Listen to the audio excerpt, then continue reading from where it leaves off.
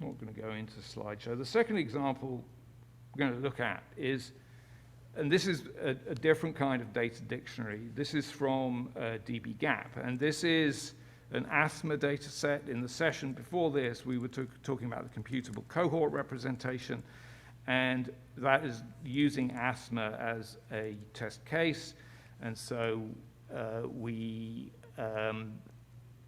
the data I'm about to show you was uploaded to Data Connect for the purpose of that computable cohort representation hackathon.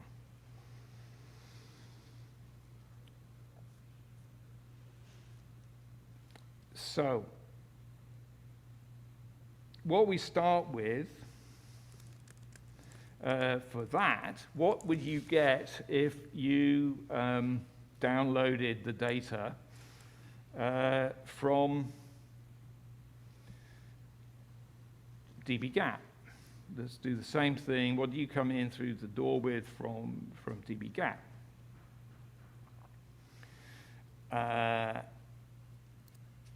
And in my NCBI folder here are examples, if I look at this folder, of what I would get for a dbGaP study. And one of the things that I will get is a machine-readable data dictionary.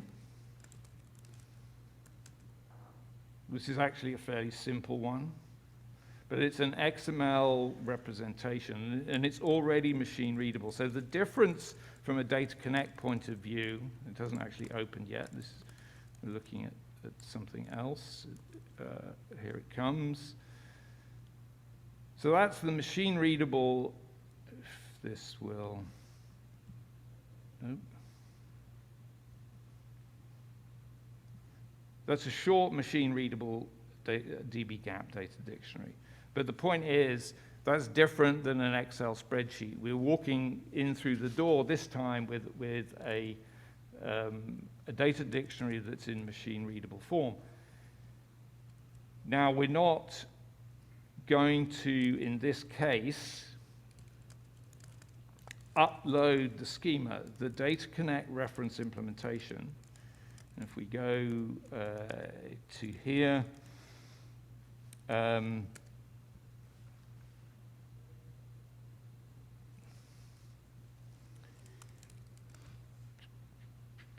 and find this example. Okay, I think it's in. Sorry, I thought I had this one open beforehand.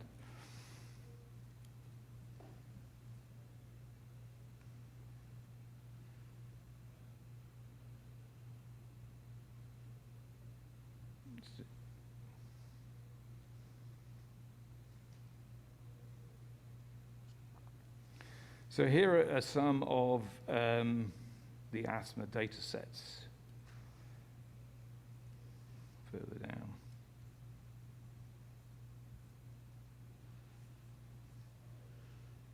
Okay, so this is one of the asthma data sets, I think it's a childhood asthma study. Now, just to illustrate what's happening here, we would use Data Connect in this example. We would pass the table name,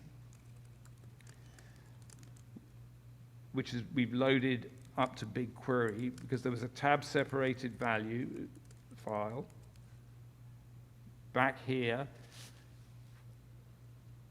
That subject data is actually in a tab-delimited file, so that has been uploaded to BigQuery in the same way that we uploaded the previous data.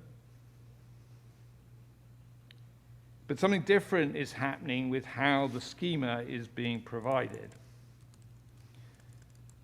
So what I'm going to do is to illustrate what's going on behind the schema. Here is the schema that as Data Connect shows it. But let's look at what dbGaP is providing us with. So if we go and find, oops, wrong query.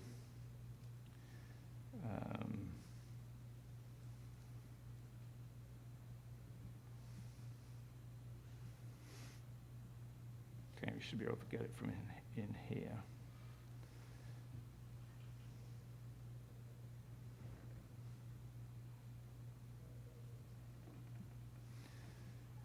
You go and look for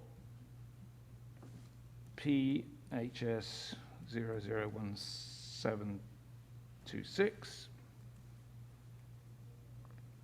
And I find that that's a dbGaP study. And in here, we will find that there is a data dictionary, and this is showing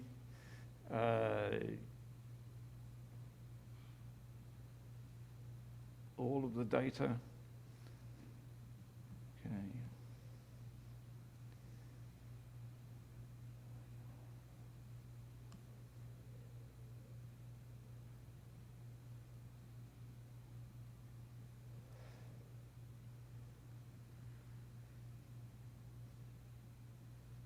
All right.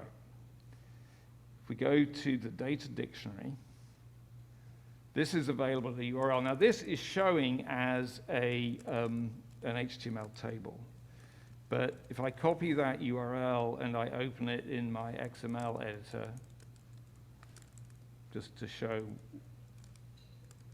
what it's working with. So any dbGaP study is producing its data dictionary. You know, this pulled it live from dbGaP rather than off my file system.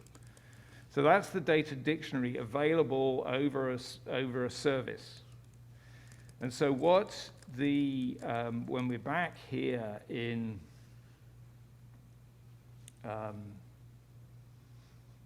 our example where we looked at how that schema was produced, what happened was the Data Connect server pulled that XML and transformed it into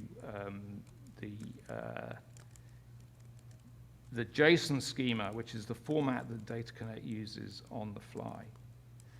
So we got two different versions of entering with data of DOR2. One with just a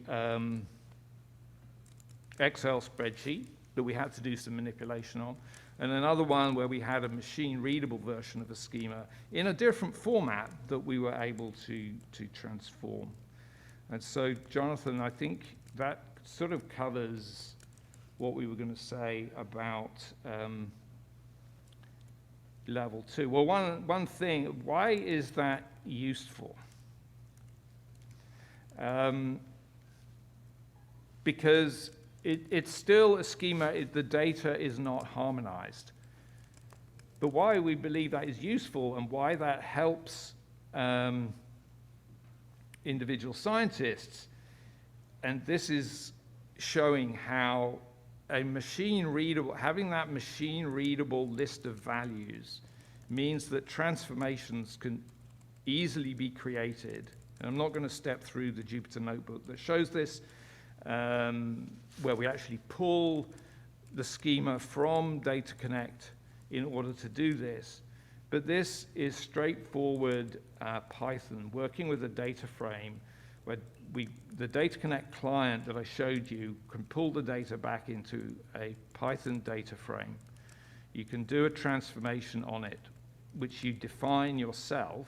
So you could create, you can take those data dictionaries and say how you want to map that. And this is a manual mapping. But then this line here, or two lines here, are just standard use that a data analyst who's used to using pandas data frames would be familiar with to transform the data where we've got coded values over here to something that they might want to work with. So I think that was important to show why that is a benefit. Jonathan, do you want to cover the summary of DOR2? Sure. Thanks, Ian. So yeah, with DOR2, I think it's as Ian was just saying, it's a better story for investigator who's looking at the data, because there's more information there, more structured information that can be used to interpret the data correctly. And if you are already in the state where as a data provider, where you have these machine readable data dictionaries available, it's very little extra effort compared to Door 1, or even compared to not using Data Connect, to provide your data with a schema that's a bit richer, describing the data in enough detail that people who are accessing your data can make better use of it.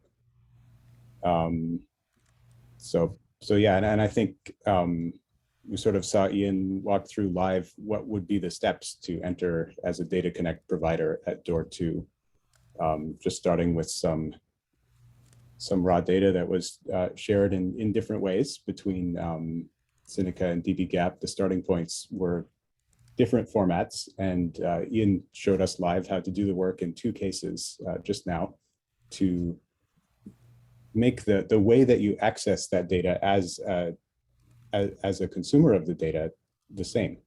So no, the data is not harmonized in the sense that like the dbGaP data and the Synica data are still using different models, but it is a much better story for an investigator who wants to access data from Synica and dbGaP, because now they can use the same set of tools in the same notebook, pull in that data from the different sources, and all that upfront work that you have to deal with, the file format differences and the differences in the way that the data dictionary is represented are all